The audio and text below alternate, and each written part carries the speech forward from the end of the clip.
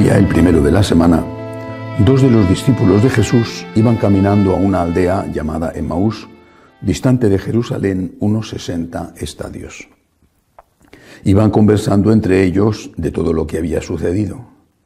Mientras conversaban y discutían, Jesús en persona se acercó y se puso a caminar con ellos. Pero sus ojos no eran capaces de reconocerlo. Él les dijo: ¿qué conversación es esa que traéis mientras vais de camino? Ellos se detuvieron con aire entristecido. Uno de ellos, que se llamaba Cleofás, le respondió: ¿eres tú el único forastero en Jerusalén que no sabes lo que ha pasado allí estos días? Él les dijo: ¿qué? Ellos le contestaron: lo de Jesús el Nazareno, que fue un profeta poderoso en obras y palabras ante Dios y ante todo el pueblo. Cómo lo entregaron los sumos sacerdotes y nuestros jefes para que lo condenaran a muerte y lo crucificaron. Nosotros esperábamos que él iba a liberar a Israel, pero con todo esto ya estamos en el tercer día desde que esto sucedió. Es verdad que algunas mujeres de nuestro grupo nos han sobresaltado, pues habiendo ido muy de mañana al sepulcro y no habiendo encontrado su cuerpo, vinieron diciendo que incluso habían visto una aparición de ángeles que dicen que está vivo. Algunos de los nuestros fueron también al sepulcro y lo encontraron como habían dicho las mujeres, pero a él no lo vieron. Entonces él les dijo: qué necios y torpes sois para creer lo que dijeron los profetas. ¿No era necesario que el Mesías padeciera esto y entrara así en su gloria? Y comenzando por Moisés y siguiendo por todos los profetas, les explicó lo que se refería a él en todas las Escrituras. Llegaron cerca de la aldea a donde iban, y él simuló que iba a seguir caminando. Pero ellos le apremiaron diciendo: quédate con nosotros, porque atardece y el día va de caída. Entró para quedarse con ellos. Sentado a la mesa con ellos, tomó el pan, pronunció la bendición, lo partió y se lo iba dando. A ellos se les abrieron los ojos y lo reconocieron, pero él desapareció de su vista. Y se dijeron el uno al otro: ¿no ardía nuestro corazón mientras nos hablaba por el camino y nos explicaba las Escrituras? Y levantándose en aquel momento se volvieron a Jerusalén, donde encontraron reunidos a los 11 con sus compañeros, que estaban diciendo: era verdad, ha resucitado el Señor y se ha aparecido a Simón. Y ellos contaron lo que les había pasado por el camino y cómo lo habían reconocido al partir el pan. Palabra del Señor. Gloria a ti, Señor Jesús. La situación que vivimos de prolongada cuarentena, y sobre todo la situación espantosa, terrible, durísima de no poder participar los fieles en el culto público. En algunos sitios, muchos sitios, las iglesias están abiertas y los sacerdotes están siempre dispuestos a confesar y a dar la comunión, pero en otros sitios incluso eso no es posible hacerlo. Toda esta situación está generando nervios, tensiones, también dentro de casa, pero también de una forma especial contra la Iglesia. Ha llegado un momento en que incluso decir una homilía resulta casi imposible si no quieres molestar a alguien, porque digas lo que digas, siempre hay alguien que se molesta. Es realmente difícil. Si dices que la Eucaristía es lo más importante, habrá quien te diga que entonces ¿por qué no se desobedece a los gobiernos y se abren las iglesias? Si dices que la Eucaristía es lo más importante, pero no existe solo la Eucaristía, que hay otras formas de encontrarse con Jesús, eso molesta a los que dicen que nada como la Eucaristía.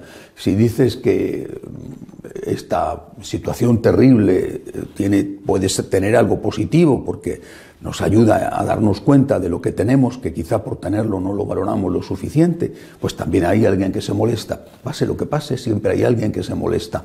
Resulta muy complicado hoy en día decir una palabra. A pesar de eso, sabiendo que seguro que hay alguien que se molesta, voy a decir algunas cosas sobre este texto del Evangelio de hoy. En primer lugar, lo primero, es una aparición de Cristo resucitado.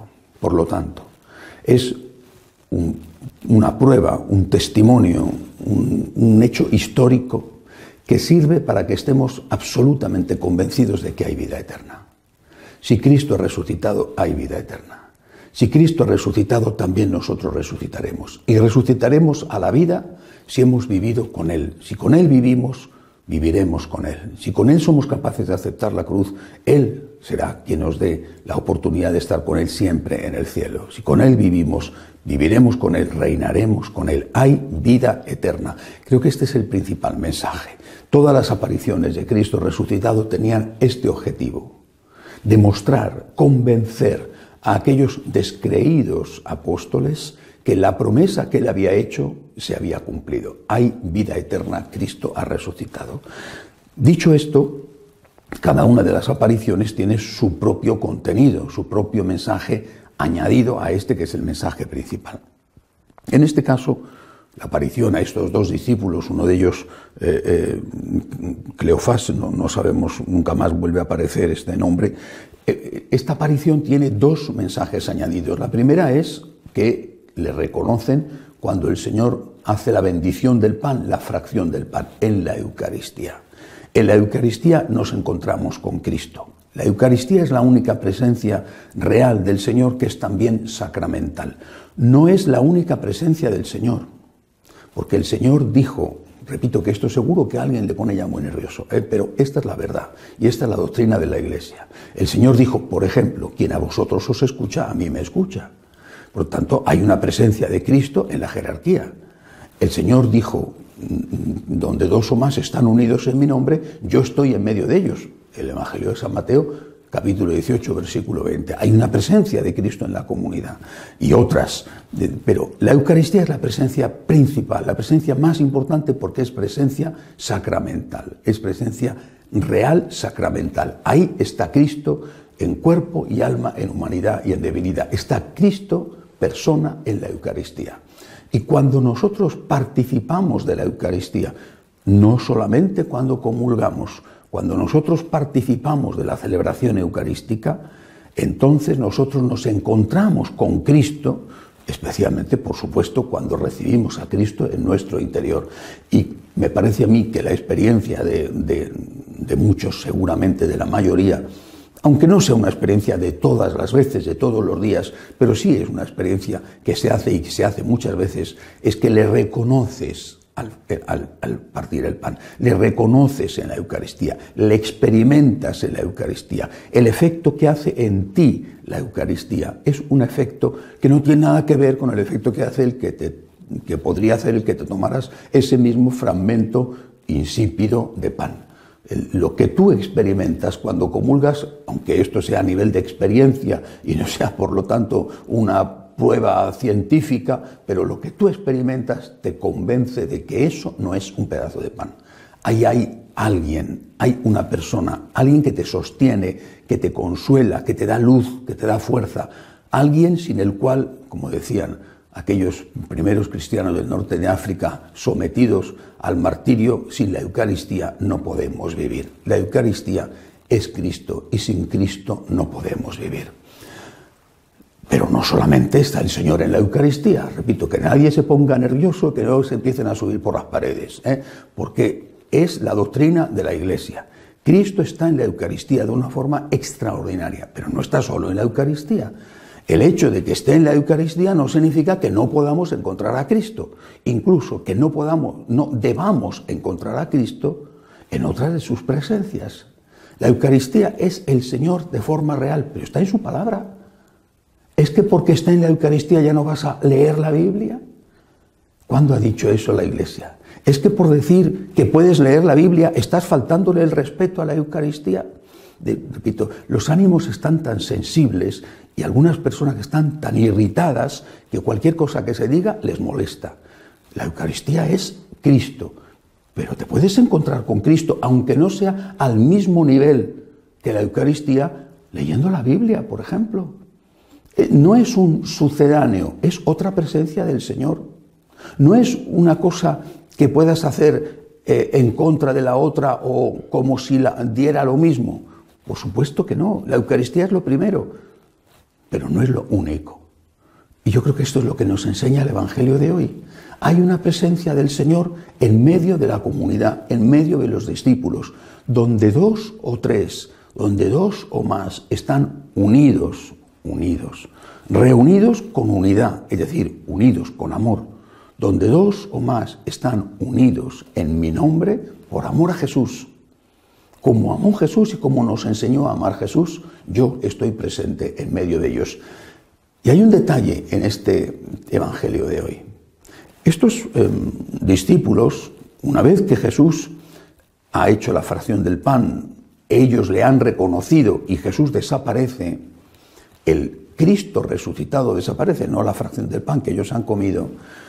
Una vez que esto ha ocurrido, ellos recuerdan lo que ha pasado y se dicen el uno al otro: ¿no ardía nuestro corazón cuando nos explicaba las Escrituras e íbamos por el camino? Es decir, la presencia de Cristo en la comunidad también calienta el corazón del hombre, también llena el corazón del hombre de entusiasmo, llena el corazón del hombre de fuego, llena el corazón del hombre del amor de Dios. Ese calor interno, ese calor que experimentan aquellos discípulos, ¿no ardía nuestro corazón? Por supuesto, lo van a experimentar en la Eucaristía, pero no solo en la Eucaristía. Insisto, no son presencias del Señor que compiten entre ellas, no son presencias del Señor excluyentes, nada como la Eucaristía, y que nadie se ponga nervioso porque yo me atreva a decir esto, pero la Eucaristía, que es la principal presencia del Señor, no es la única presencia del Señor. Podemos y debemos leer la Biblia, podemos y debemos tener la presencia del Señor en medio nuestro, podemos y debemos entrar en nuestro interior y orar al Señor, hablar con Cristo. Hay una presencia del Señor real, auténtica, en las personas que sufren por soledad o por hambre o porque han perdido un ser querido. Hay una presencia real del Señor. Lo que hayas hecho al más pequeño, a mí me lo has hecho. Nada de todo esto es competitivo con la Eucaristía. Son complementarias a la presencia. La Eucaristía es lo más, pero no es lo único. Insisto, si esto a alguien le pone nervioso, tiene un grave problema doctrinal. La Iglesia ha enseñado siempre esto porque está en el Evangelio. La Eucaristía es lo más, pero no es lo único. Si nos privan de la Eucaristía debido a esta situación, y no voy a entrar ahora de si los obispos de tal o cual país han hecho lo que tenían que hacer, si nos privan de la Eucaristía, como ha pasado muchas veces en la Iglesia, por desgracia en 20 siglos, si nos privan de la Eucaristía, que es lo más, no nos pueden privar nunca de estar con el Señor. En el silencio de tu corazón, leyendo la palabra de Dios, teniendo su presencia en medio de la comunidad, ahí podemos encontrarnos con Cristo, aunque no podamos encontrarnos con Él en aquello que sacia nuestro corazón, nuestra alma, por encima de todo, que es su presencia en el sacramento eucarístico. Una vez dicho esto, ¿cómo podemos tener al Señor presente en medio nuestro? Él lo dice, la unidad, es decir, el amor entre nosotros, el amor recíproco. La Eucaristía la hace posible un sacerdote debidamente ordenado que consagra con la intención de la Iglesia el pan y el vino preparado al efecto. Es decir, no cualquier cosa, no puede consagrar Coca-Cola, no puede consagrar un filete de ternera. Tiene que consagrar el pan y el vino tal y como la Iglesia lo ha establecido, un sacerdote debidamente ordenado y que consagra con la intención de la Iglesia. Bueno, por tanto un laico no puede consagrar. En cambio, esta presencia real del Señor que calienta nuestro corazón, como decían los discípulos de Emaús, esta presencia real del Señor no está ligada a los sacerdotes. Estos dos no habían recibido el sacerdocio, no estaban en el grupo de los apóstoles. Estos dos no eran sacerdotes y sin embargo tenían la presencia del Señor en medio de ellos. El Señor dice, donde dos o más están unidos en mi nombre. Tu esposo o tu mujer, tu papá, tu mamá, tu hijo, tu amigo, dos o más unidos en mi nombre, allí está el Señor en medio de ellos. Pero la clave está en la unidad. Puede estar, debe de estar el Señor en nuestras familias. Quizá no tengamos la inmensísima mayoría de las familias, alguna excepción hay, pero la inmensísima mayoría no tiene un sagrario en casa donde está el Señor en la Eucaristía. Pero puede estar el Señor en medio de ellos. con el amor y con el amor recíproco. ¿No tenemos que cuidar eso? ¿Qué diríamos si un sacerdote maltratara la Eucaristía o no hiciera debidamente la purificación del cáliz y de la patena después de la comunión? Diríamos, es un sacrilegio, es una cosa horrorosa. Ha profanado el cuerpo y la sangre de Cristo, ha profanado a Cristo. Y no nos damos cuenta de que quizá nosotros también hacemos lo mismo, no con la Eucaristía, pero sí con esta otra presencia del Señor. ¿Te enfadas? ¿Eres egoísta? ¿No perdonas? ¿No te pones en el lugar del otro? ¿No estás pendiente de amar el primero, de tener ojos para ver y oídos para escuchar lo que necesitan tus hermanos? Estás como si el sacerdote, por supuesto, lo digo de forma simbólica, como si el sacerdote estuviera profanando la Eucaristía, porque estás poniendo a Jesús de patitas en la calle. Ahora te vas a marchar. Pero yo estoy en tu casa, te dice el Señor. Yo estoy en tu hogar, quiero estar en tu hogar, quiero darte la paz, quiero darte la fuerza, quiero darte la alegría, quiero darte el fuego en tu corazón. No, ahora te vas a marchar a la calle, porque yo ahora me voy a pelear con mi marido, o me voy a enfadar con mis hijos, o voy a pelearme con mi mujer o con quien sea. Ya, no te quiero, estás expulsando a Jesús de tu hogar. Insisto, la Eucaristía es lo más importante, pero no es la única presencia de Cristo. Y no son presencias alternativas o competitivas. Tenemos que encontrarnos con el Señor en la comunidad, en los pobres, en su palabra, en nuestro interior, también en la jerarquía de la Iglesia, cuando lógicamente la Iglesia enseña, esa jerarquía enseña lo que tiene que enseñar, lo que enseña la Iglesia, lo que enseñó Cristo.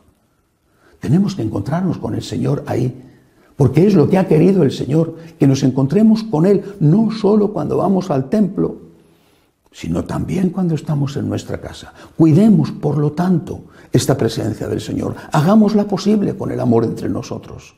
Hagámosla posible con el perdón que se pide humildemente, con el perdón que se ofrece, aunque no tengas que decir te perdono. Hagámosla posible poniéndonos en su lugar, en el lugar del otro. Hagámosla posible, insisto, teniendo ojos para ver lo que el otro necesita, adelantándonos a sus necesidades. Hagamos posible la presencia del Señor en nuestro hogar, en medio nuestro, la presencia que llena nuestro corazón de fuego y que hace posible que tu casa sea el cielo en la tierra y no un infierno en el que no hay quien viva. Hagamos lo posible con el amor recíproco. El Señor quiere vivir con nosotros. El Señor quiere vivir en medio nuestro. Y eso es posible si cada uno de nosotros hace su parte. Quizá el otro no la haga, pero haz tú la tuya. Por ti que no quede. Que el Señor pueda estar siempre contigo y con los tuyos. Que así sea.